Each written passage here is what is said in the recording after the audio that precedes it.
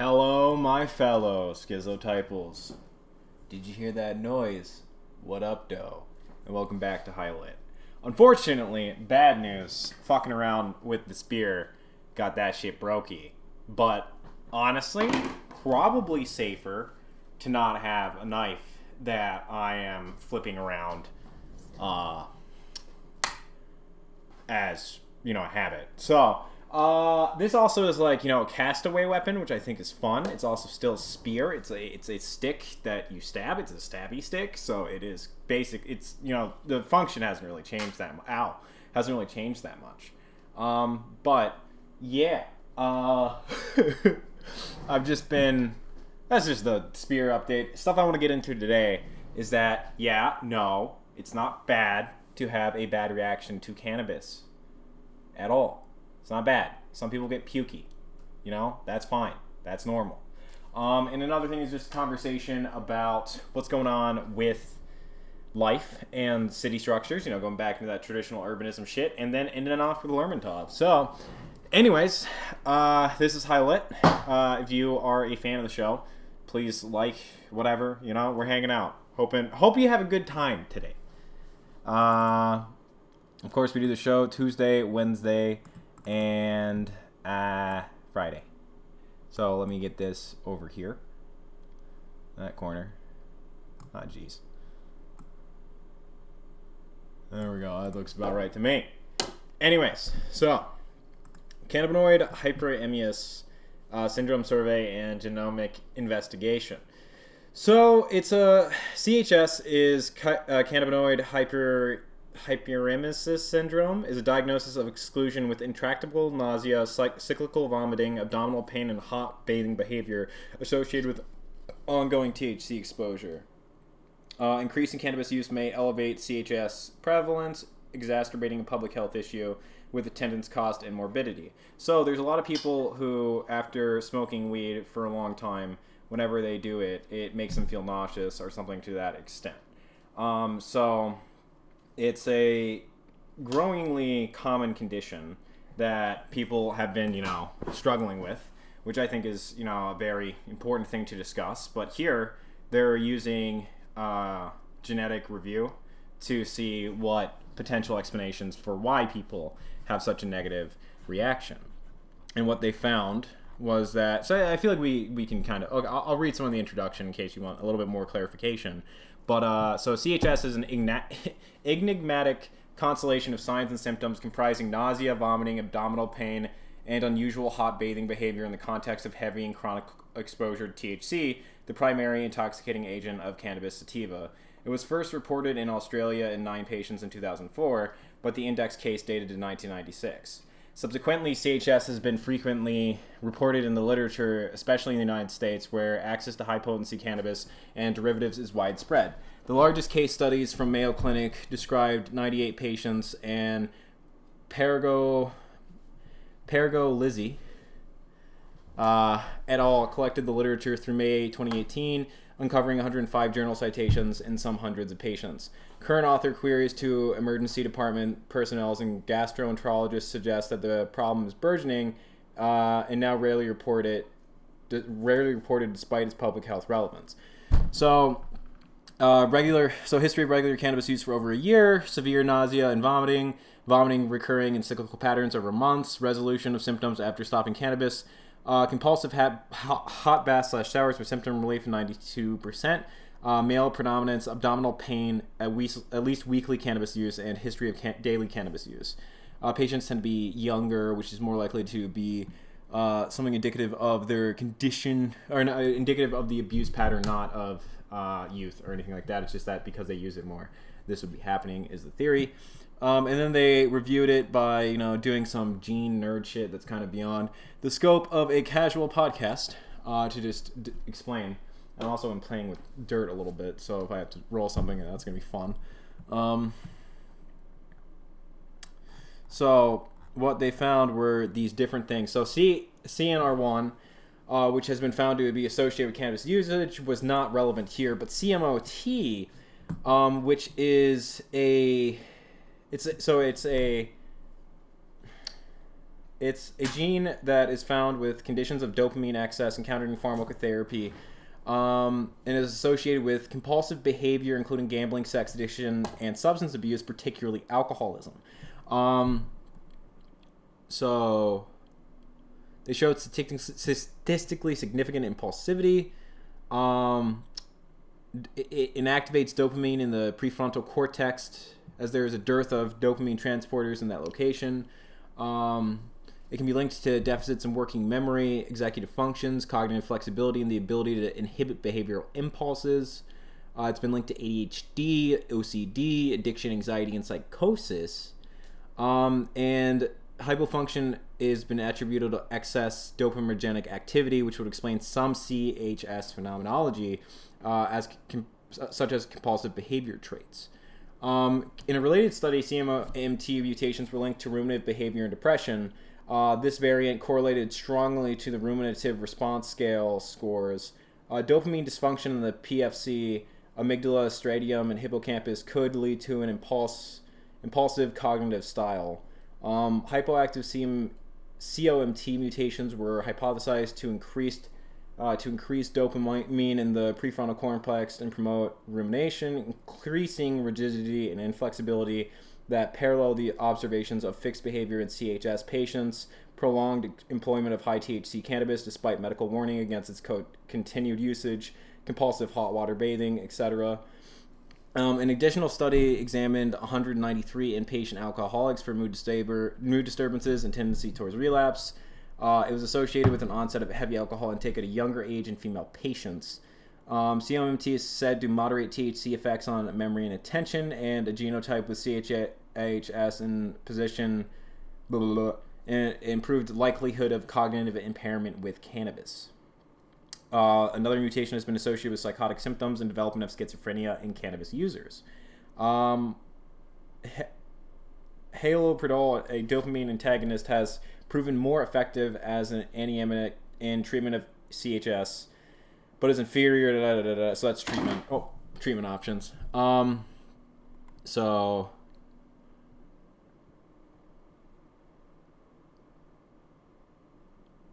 I thought that was very interesting because this condition is also linked to genetic coding, which is linked to negative relationships with these substances in general. So if somebody is, of those certain genetic types, like, no shit that they shouldn't be smoking weed, and that doesn't, like, it's like the same thing. I'll say it again and again and again and again. It's like the peanuts, because peanuts have killed people, but we don't say that they're deadly.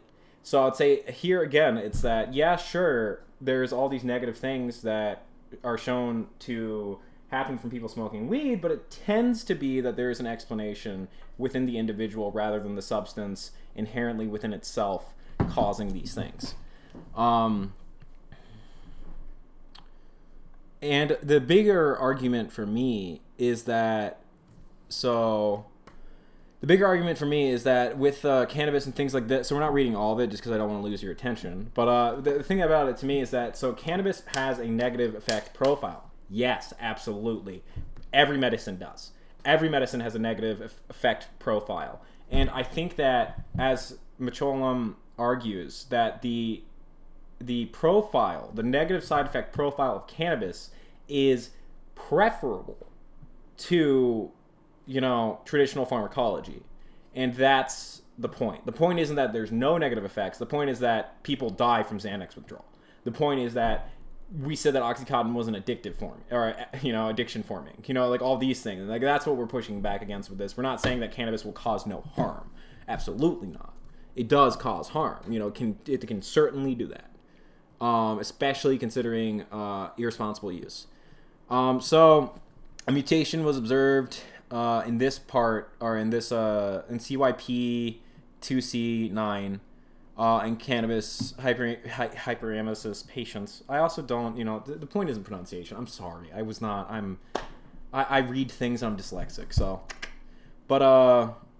it's a catalyst for various drugs, vitamin D, steroids, and fatty acids. And it's a precursor to endocannabinoids and anandamide and 2-AG. Although primarily located in the liver, it's also found in the vasculature. Some of the enzymes are also expressed in the brain, sometimes in greater concentrations than the liver, and can be important in responses to pharmaceuticals and expressed adverse event profiles. So this is the main catabolic enzyme for THC breakdown in the liver, as well as that of its psychoactive metabolite. Concentrations of the latter were increased in carriers of this anil and calculated in extrinsic clearances 33% compared with the other kind of carriers, suggesting that slow metabolizers would experience prolonged exposure to psychoactive effects and might consider genomic testing before THC exposure. So that's another thing to discuss, is that some people will not metabolize THC in the same way. So it's like it's going to stay in your system longer and it's going to hit you harder. So like again, like it doesn't affect everybody the same way. You have to talk about the individuals who are using this substance. So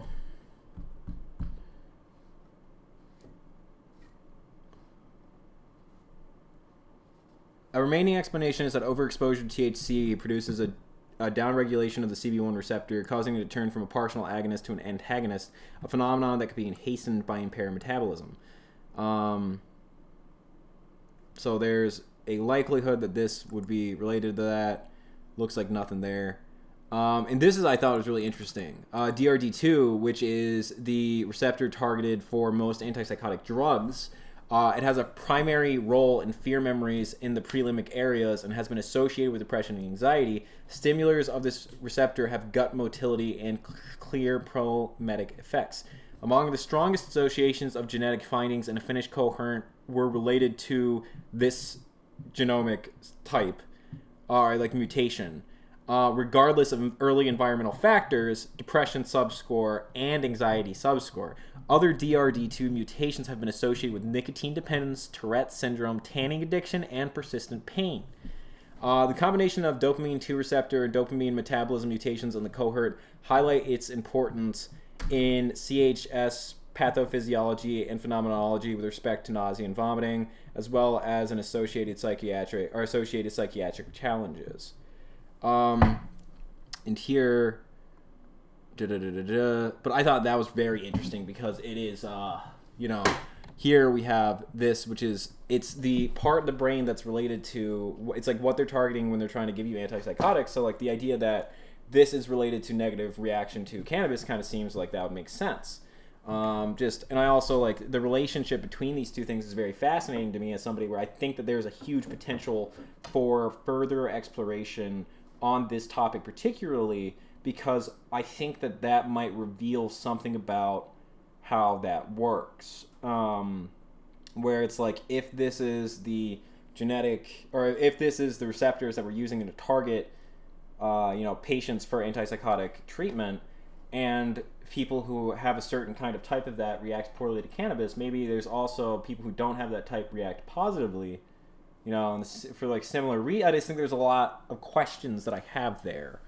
It kind of reminds me of the ATK1 gene, which they since have disproven, but was shown to predict psychotic effects from using psychotomimetic effects, which means psychotic effects from a medicine from cannabis use. They have since found that it did not hold true in another study, so we would have to see at least 3 confirming or 3 denying before we were like confident in that. But here seems very interesting. It seems very interesting, the potential on that one.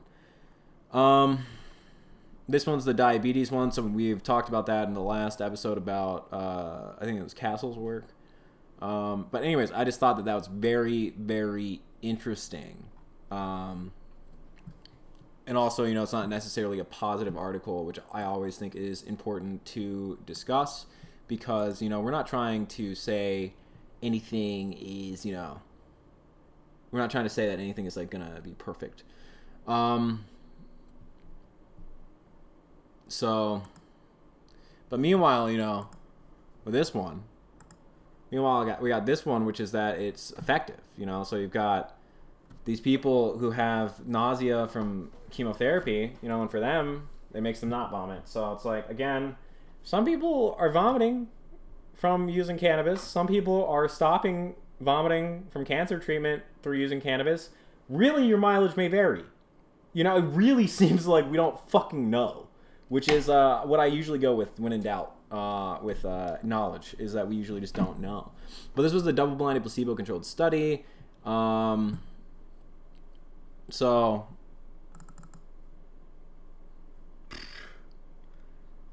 83% of participants preferred cannabis to placebo. 31% experienced side effects. They got less nausea, you know, so it's like, yeah. But again, like, that's the thing. It's like with research, it's like, if the question is weed good? Weed good, weed bad?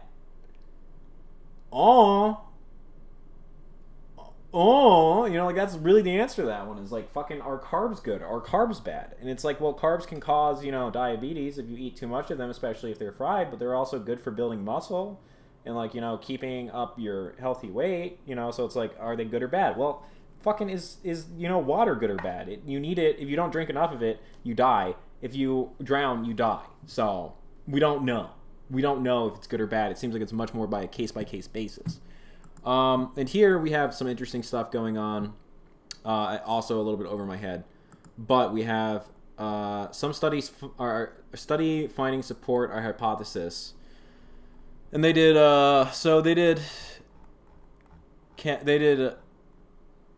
people with HIV, and they were doing neurocognition essentially.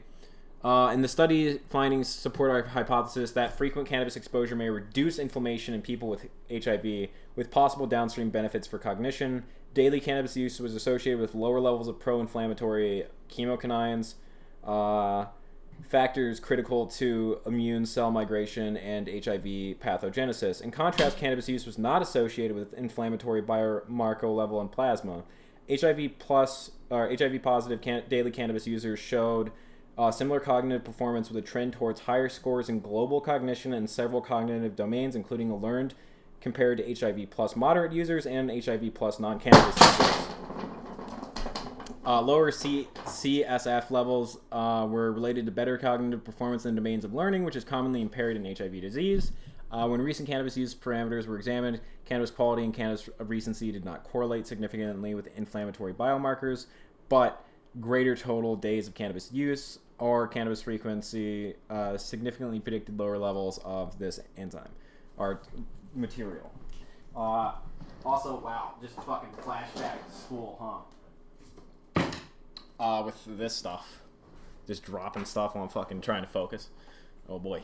And yeah, I just wanted to just, you know, go through all that stuff because it's like, with the hyperemesis, that syndrome, it's like, no, it is valid. It is definitely valid. Like, some people have an awful time, and wow. So, looks like the GoPro is busty again.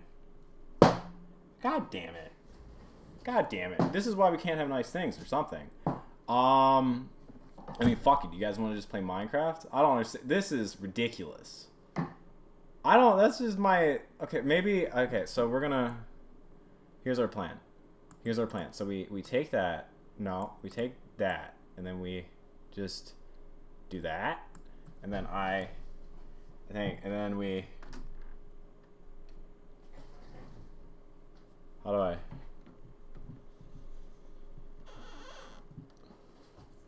yeah, so that's natural. Anyways, yeah, totally. So, it's with hyperemesis syndrome, totally real. However, it seems like it's not really an issue for just your average user. It seems like there's definitely reasons why it would go badly. And I'm a really big fan of this might not be good for you. You know, so it's like if you have diabetes, you probably shouldn't drink. You know, because it's like this is literally essentially fermented sugar. It's going to fuck with your blood sugar levels. You're not going to really see that many benefits out of doing it. So what's the point? You know, and if it's like a similar conversation with weed, I'd love to be able to have that. Where it's just like, here's some certain things that you might be able to predict in yourself. That means you're not going to have a good time. I already say that people who are incredibly anxious are prone to just being, you know, too aware of themselves and too aware of their bodies. Already should not. I don't know if it's a great idea. I don't know if it's really what they need in their lives. So I just wanted to address all that stuff because it's like, yeah, no, This show is not about just advocacy for the point of advocacy. There are also negative things that I do not plan to ignore, and I have no reason to. But this is stuff that people ignore all the fucking time, is noise pollution. So, let's see. So, many children who live near noisy airports have been found to suffer from stress, such as other people, as impairment in memories, attention level, and reading skill. Caterpillars heartbeat faster, and bluebirds that have fewer chicks. I don't see any really. Yeah, I don't see anything real fucking interesting. You let me down, National Geographic. But anyways, here we go with this research map: link between air pollution and obesity. What in the fuck? Amy Lund, cardiovascular toxicology research with the University of North Texas, has found that exposure to certain air pollutions may cause weight gain, especially when coupled with a high-fat diet. Lund is investigating how pollution from automobile exhaust affects the growth and signaling of fat cells called adipocytes. She determined car exhaust can trigger responses in the body that can lead to increased growth and inflammation, which is associated with obesity and cardiovascular disease. When people think of the root cause of obesity, and then they often think of genetics and diet, but there are external factors such as environmental pollutions that stress the system of our body constantly and may play a role in contributing to diseases like obesity.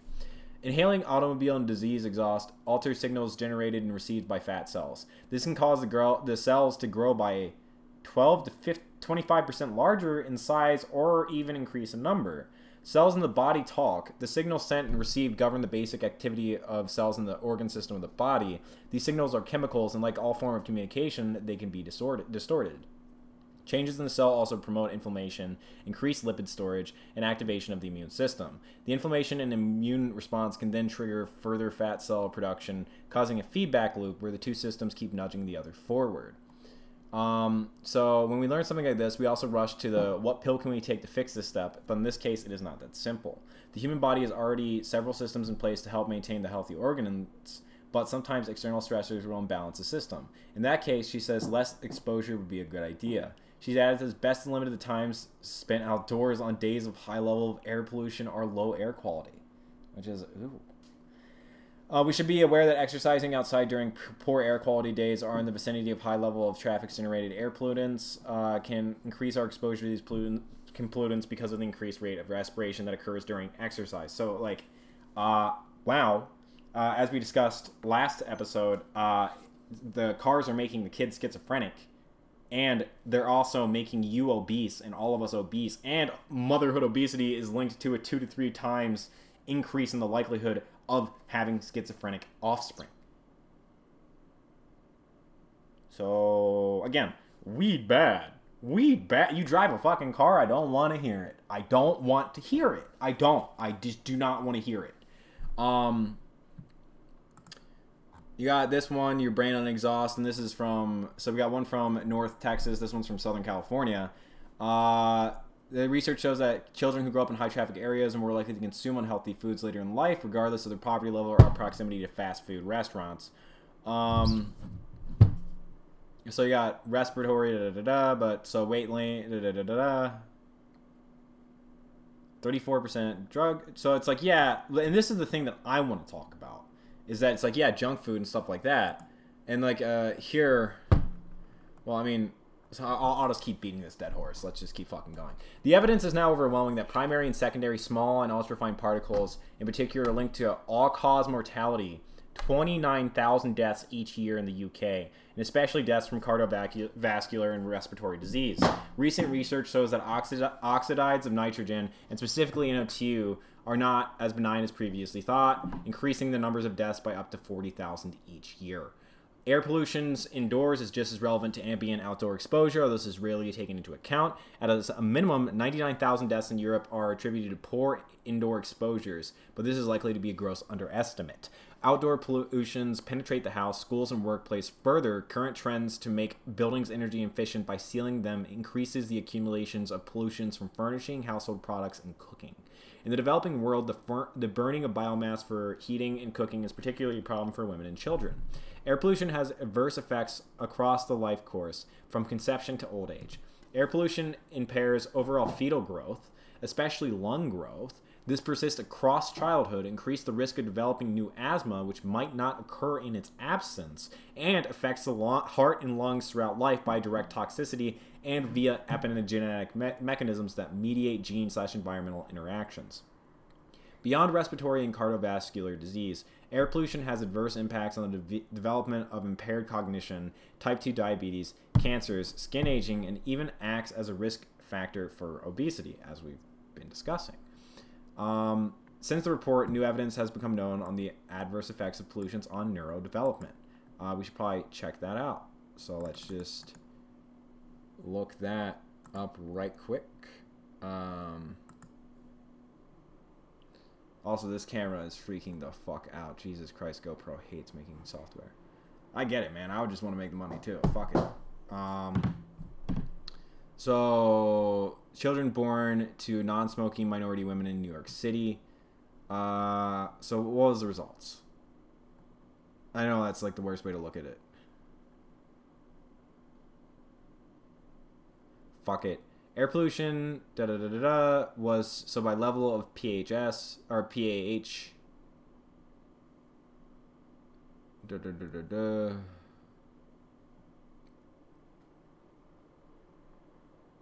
Oh. Long-lasting effects on self-regulatory capacities across early and middle high school or childhood, and that these deficits point to emerging social problems with real-world consequences for high-risk adolescents' behavior in this minority urban cohort. And finally, meanwhile, walking, you got increased heart fitness, so lung and heart. You got improved management of conditions such as hypertension, high cholesterol, muscle pain, joint pain, diabetes. You got stronger bones and improved balance. You got increased muscle strength and endurance, and you got reduced body fat, and you just need to do it for a fucking hour every day. You know? Like, literally, just fucking do it. Like, wake up an hour earlier and just walk. Just don't even brush your teeth. Just get out of the house and just walk. And then come back and take your shower and all that, etc. But, like, just try it. If you can, in the environment that you're in. But, like, really... So, like, the reason why I painted all of this is because, again... we're going to go back to the conversation about how we structured our societies. Because, again, you can say that it's like, well, people are eating McDonald's and they're smoking weed and that's why they're fucking crazy. And it's like, dude, so we've trapped people where it's like, so you have the...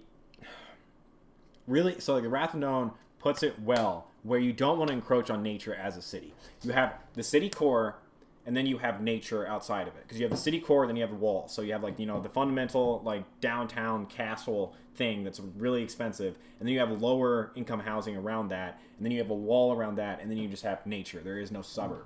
Or the suburbs are within the walls. You know, so you have this idea of a contained unit. Meanwhile, in America, we have nothing in downtown that has infrastructure that is affordable. And we have no sort of real natural, like, architecture until you get deep within the middle of the country.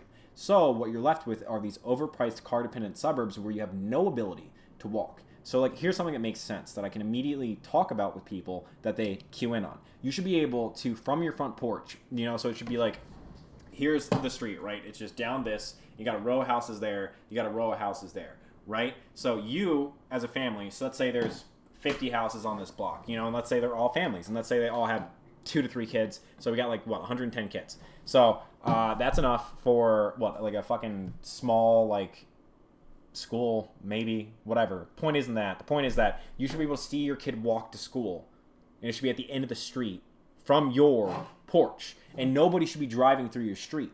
You know, that street should not be a throughway. It should actually just dead end at the school, and it should just be easy for you from where you're living to just live your whole life. You know, you should be able to watch your kid walk to work. Your spouse should be able to, or you should be able to watch your kid walk to school. Your spouse should be able to watch you just walk to work, ideally. If not that, walk to the grocery store. You should at least be able to see that from your house. You know, it's like these ideas like the 10-minute walkability, but also the inherent comprehensibility of cities. You should not need a GPS. You should not have any of that. You should just be absolutely familiar with your immediate surroundings, and you should be able to travel like it's your fucking living room.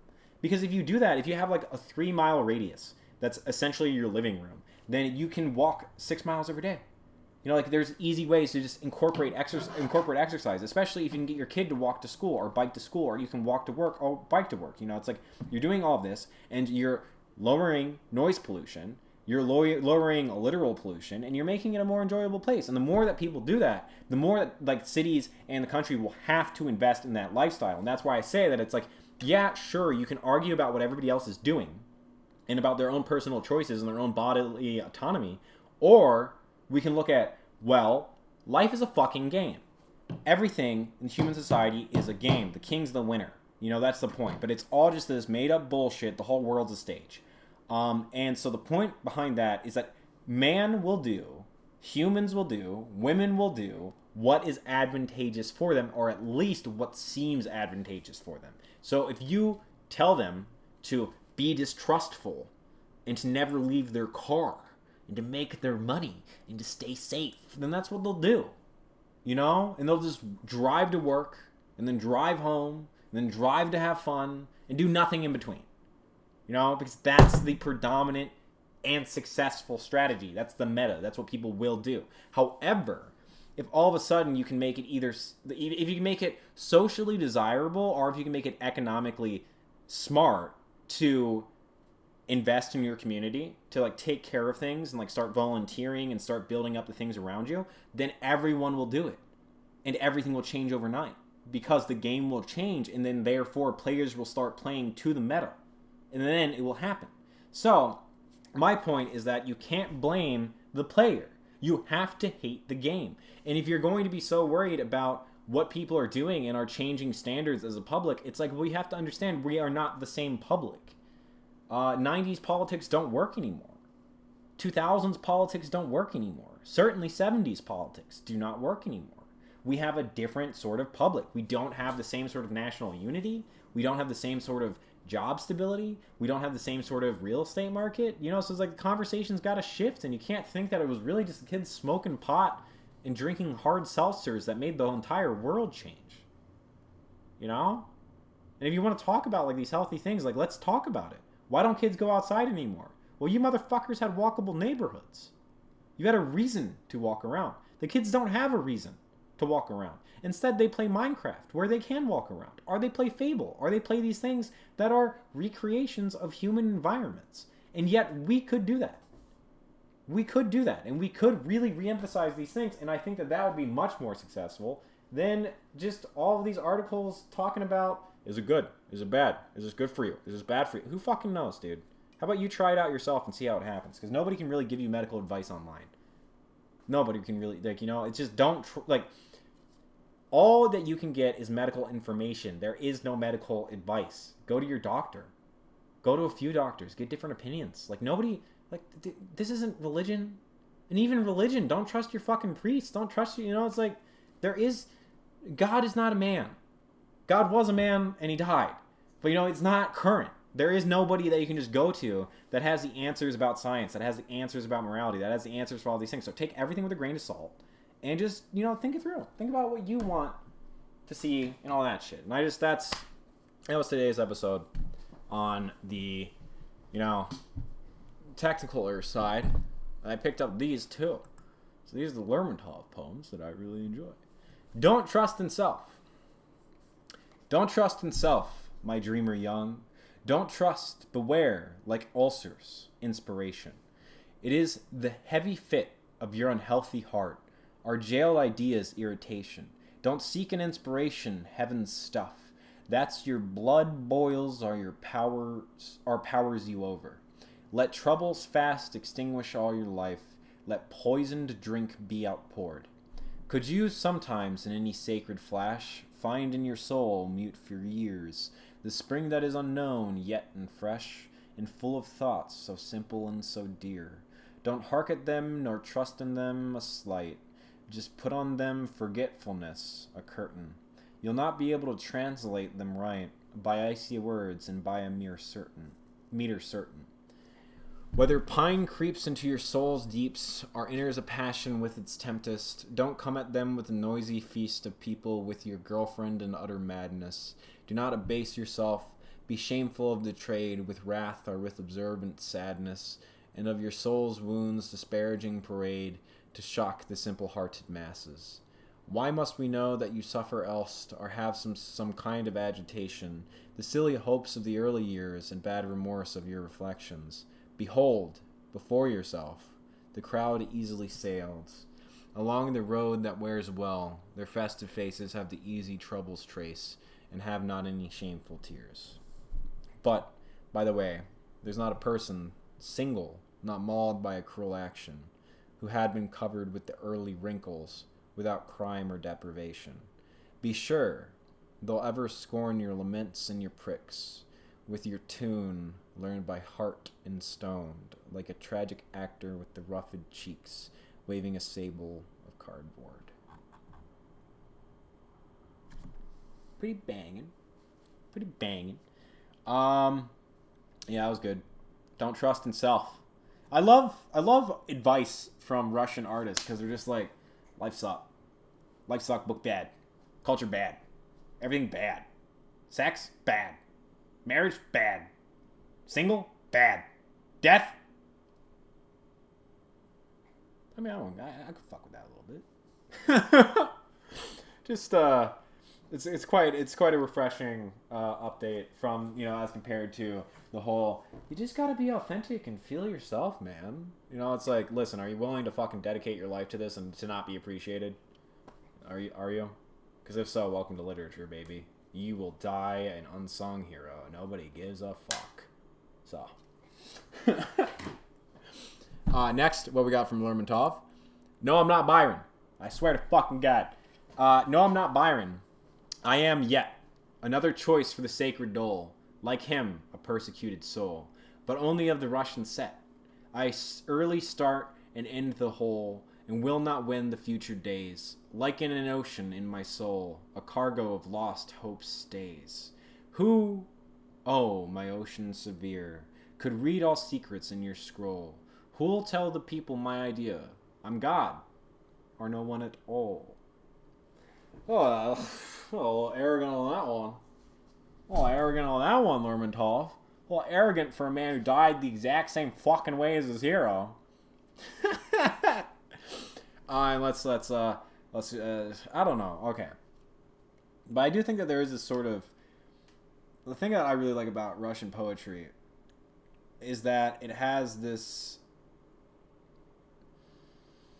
difference in tone that seems much more, and I mean, I guess classical poetry has this too, as well as like William Blake, where it just feels like a soul revealing itself more than it feels like, it's like, I need to impress.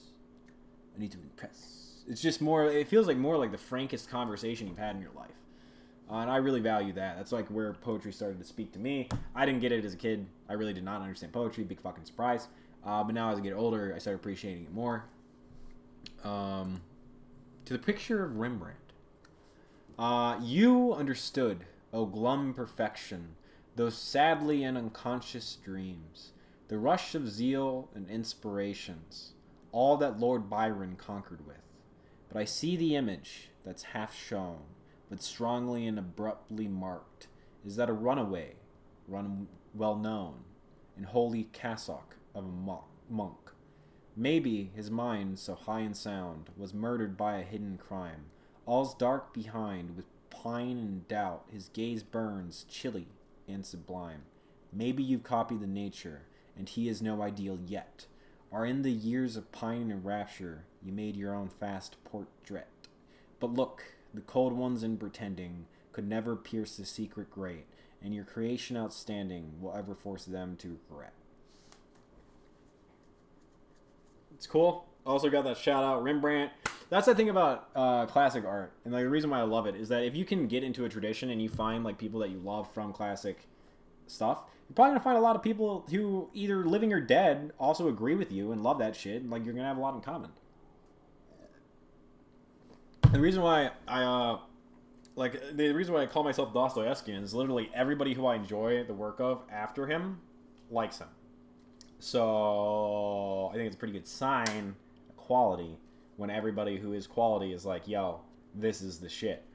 But yeah, check him out. Lermontov, I don't know what age of Russian poetry he is, but he's like the follow-up to Pushkin. He's like the Earth Gang to Pushkin's Outcast. If that makes sense. I don't know if I want to share an idea too, because I want to shoot this one day, but I don't know if I'll ever have a music budget or movie budget, so maybe I'll just show it. No, I could also write a short story. Don't steal my fucking idea. Don't do that. Maybe I should just keep it to myself for now until I have a rough draft. But it seems good. It seems fun. Yeah, I don't know. We got through 40 minutes of shit. But yeah, I do really think that there is a wider discussion that people are ready to have, which is about, like, holistic's a word. You know, holistic is a word, and it basically gets across what we're trying to say. Where it is about, like, you know, yeah, maybe it's car exhaust, maybe it's health, maybe it's diet. I mean, it's all these things, you know, and, like, this is the stuff that we really should be focusing on. Where it's, like, also, I'm going to guess that, like, the reason why children who are rich have like test for higher IQs is because they have more exposure to things, you know? Where it's like they can go drive for 4 hours out to, like, you know, the fucking Walmart museum and walk around, like, the field and go see, like, all this beautiful art and actually be exposed to that. They're also, like, given an allowance where they're allowed to, like, you know, spend money and do things like that and have a reason to apply math and, like, all these abstract concepts. So it's like, I think that also ties into the sickness and, like, the general issues with people who are not as financially well off, is that it's like they're targeted by hostile urban planning, irresponsible programs, and just generally a poor statecraft. They're generally targeted by poor statecraft. And how would you expect them to not have issues such as obesity or high blood pressure or mental disorders or anything of that sort? How could you expect that to not be something that comes up within those communities? Just considering what opportunities they've been given, what the environment's like, what the situation has been like for them, you know? And that's where I think that it is just useful to have a conversation to recenter that and to just be like, well,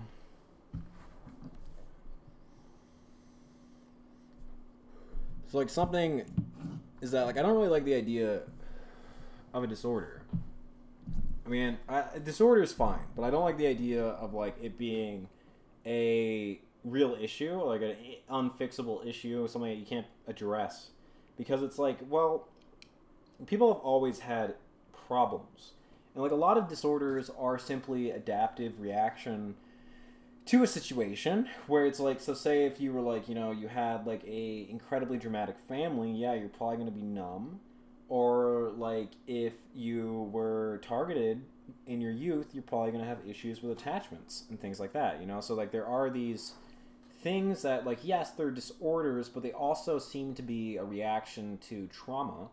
And I have a hard time calling PTSD a disorder. I mean, I guess it is a disorder, but I have a hard time calling it a disease when it, like, it requires a stimulus.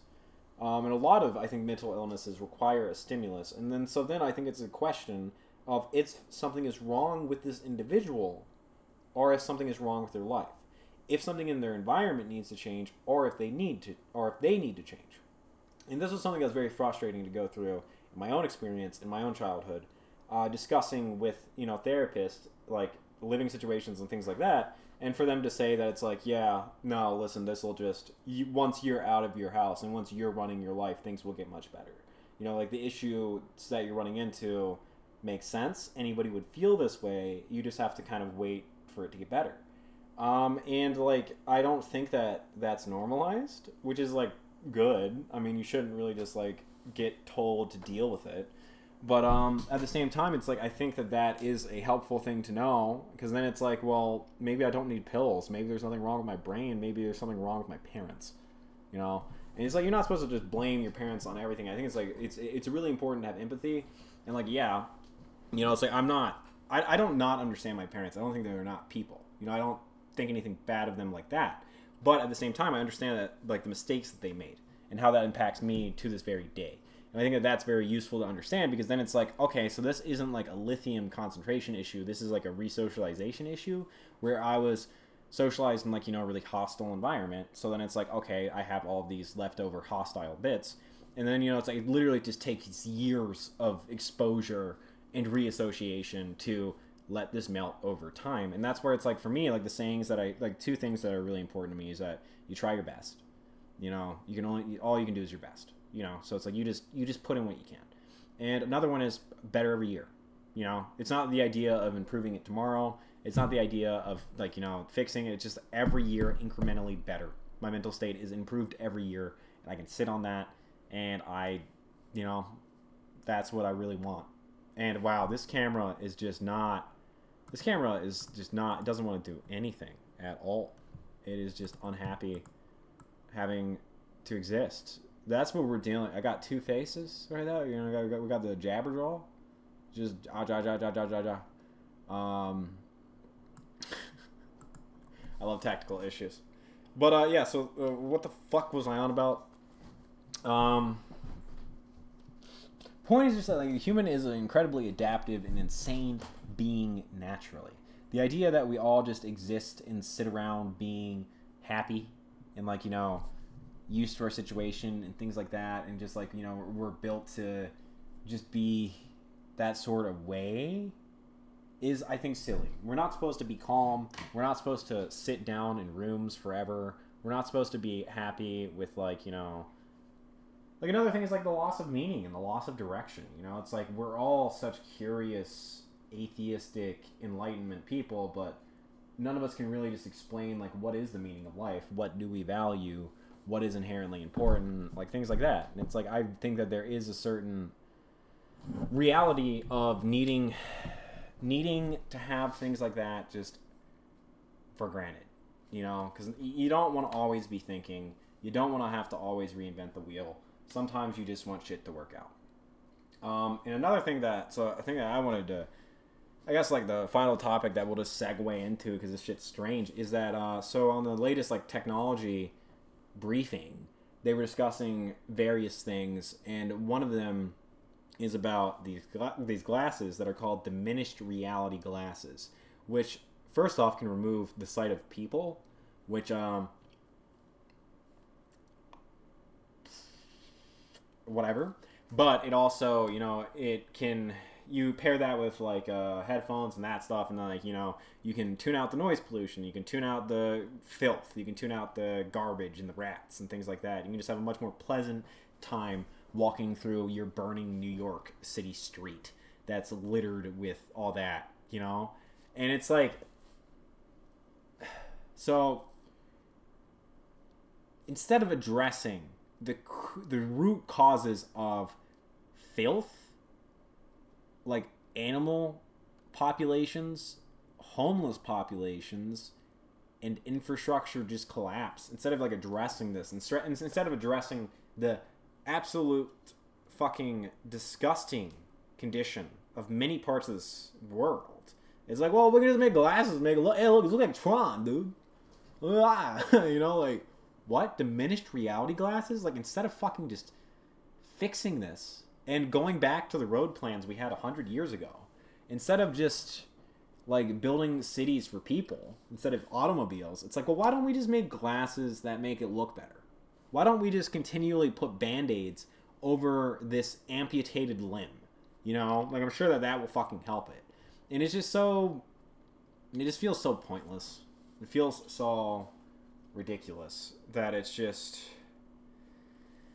it's like, yeah, cool. I'm really glad that you could develop this technology, but like, it's like, yeah, you need soundproof windows in a city, and we can't think about redirecting traffic.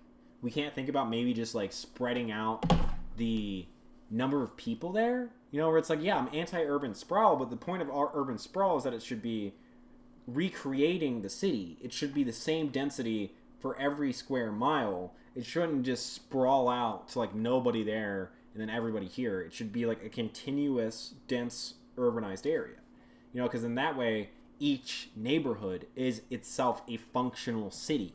You know, you're not going to have to depend on all of this transport, all of this noise, you know. But instead of addressing these sorts of issues and trying to like make a more manageable and quiet world, like Delft was able to do, like the Netherlands is able to do. Pretty sure Madrid, Spain is like 65 decibels or 45 decibels on average, and it's like, dude, that's a major fucking city. It's got 3 million people in it. That's more than San Diego, you know, and they're doing fine on their ability to manage noise levels and things like that, you know. So it's like, yeah, sure, technology is great and it can fix everything, I suppose, but also sometimes you don't need technology to fix that.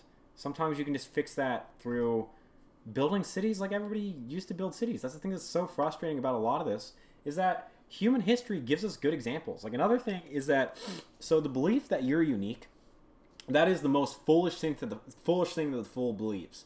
The fool thinks that he is new. The fool thinks that he's original. The fool thinks that he can just show up to thousands of years of culture and be like, I'm here. Let me fix it. The time is now. Your Lord and Savior has arrived. You know? It's like, that's such a foolish concept, that you are somehow a unique event in human history. Yet, if you can admit that you're just like everybody else, then literally all of human history becomes a cheat sheet. It becomes a completed workbook for you to just look at and be like, all right, so what do I need to learn about life? You know, the point of literature is that you are every author. Every author is you. Human experience does not change. Our egos are literally, they don't matter. We don't matter as an idea. We do matter as humans. Humans matter. You know, so it's like, that's the idea, is like, you got to work within humanity with humans and not just think that you're the unique event. You know, like, that's something I think is very frustrating, and that's why it's like, I think that does tie into this hubris we have with technological development, where it's like, yeah, we can just make machines that are gonna fix all the issues inherent in the modern world, and it's like, that's how we got here. We got here by stopping designing things on a human scale and stopping and not treating people like people. So somehow we think that further abstract policy and further idealism will address the issues that we got by treating people like numbers and percentages and events like that instead of humans in the first place. And it's like, yeah, obviously that's not gonna be the most productive way forward. But I do think that ultimately comes down to a lack of experience, which is a lack of education. I think everybody knows that our education system is a joke. And we've covered that before too, but a lack of experience in urban experience. You know, like, I think that most Americans have no idea what it's like to actually live in a city and be a city sort of person, you know, because again, like, people die in Madrid, people die in Rome, you know. It's like, it's very normal for old people to live and die in a city, you know. But meanwhile in America, everybody moves out, you know. Doesn't matter if you're white, doesn't matter if you're black, everybody moves out. And like, yeah, there are some elderly people in cities, but by and large, people flee. And it's like, they see it because of the crime, they see it because of the noise, they see it, and it's like, well, it doesn't have to be that way. That's not inherent in cities. That's inherent in the American design of cities. And if we restructured that, then I think we could actually make progress on obesity, on mindfulness, on the lack of connection, on isolation, on suicide rates. Like, this seems to be the bottleneck of so many health conditions that it's ridiculous. Like, you really have, you end up with the idea, and this is just an idea, this is my experience, but when you work in the medical field doing information and research enough, you end up analyzing and seeing these companies don't want people to get better. Like, obviously, I know that's like, everybody knows that, but it is an industry of sickness. It's an industry of profiting off continually giving you treatment, not giving you a cure. They don't want you to get better. That's how they lose money.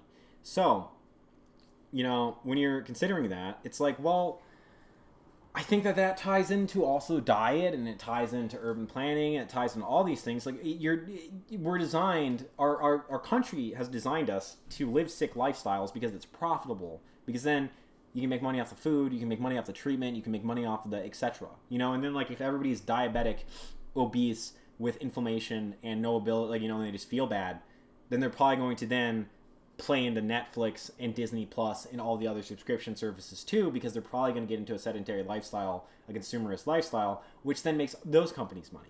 So it's like your tragedy is profitable. Anything that you do that fucks you up is profitable. Somebody's making money off of that. And that's where it's like, I think that's the true predatory thing in the room.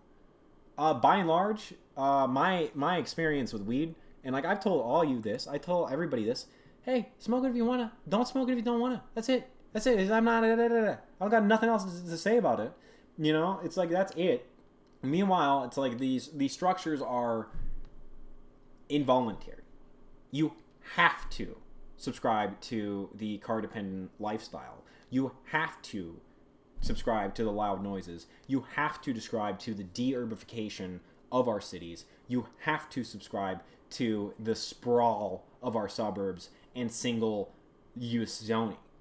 These are non-negotiable. These are things that have just been implemented. Meanwhile, it's your choice to smoke weed. It's your choice to eat McDonald's. It's your choice to exercise. All that's on you. However, the way that the roads are laid out is not. And so if you make it unideal for people to live in a healthy way and to take care of themselves, that's why they're getting sick, and that's why their quality of life is diminishing. It's not because of personal choice. You know, it's like, I mean, I can't say that as a statement of fact, but to me, it seems much more indicative of failing systems than it does with failure of the individual. Again, look at the recidivism rate in Norway, where our prisons, everybody comes back. We have the most prisoners in the world, and everybody comes back to the prisons. Seems like there might be an issue considering Norway is dealing with the same level of criminal, and they put them into a facility, and they see like practically no one return. You know, so it's like there's something wrong with our structures philosophically, and that conversation, I think, is actually going to promote change and promote health and allow us to move forward in an ideal way with or without cannabis. Cannabis doesn't even need to be a part of that. The reason why I am an advocate of that is, again, to promote an alternative to things like Xanax, to things like Oxycontin, to things that are addictive for me, or addiction for me. You know, so it's like, that's the reason that I'm promoting this. It's not because it's a cure-all. It's not because it's going to make you have fun. It's none of these things that are just incredibly and dramatically positive. It's that we have a lot of things that we've invested in that haven't really invested back in us. You know, we made a lot of risk. We made a lot of predictions. You know, we thought that the car was going to be empowering to people. Instead, people are spending 2 to 3 hours a day simply on a commute, not even mentioning the errands that they have to run after that. You know, and now people don't know their neighbors, and now kids can't hang out in the neighborhood, and now people aren't, you know, just interacting with each other naturally. You know, so it's like we invested in all these things that we thought would be empowering and positive that actually ended up slowing things down. Same thing with like highways and like bridges and things like that, where it's always about access. It's always about like, you know, making the commute, but it actually ends up making it harder and harder because you just keep extending things, you know? Because when you have that highway that's super easy, now people are expecting you to make that 10 minutes more. You know, it's like people are expecting shorter. Like it's every time you normalize something, that becomes the new norm. It doesn't. The way that we develop, it's never going to be enough. And that's where it's like, I think that we should discuss these things if we actually want to see real progress. Anyways, that's been the show.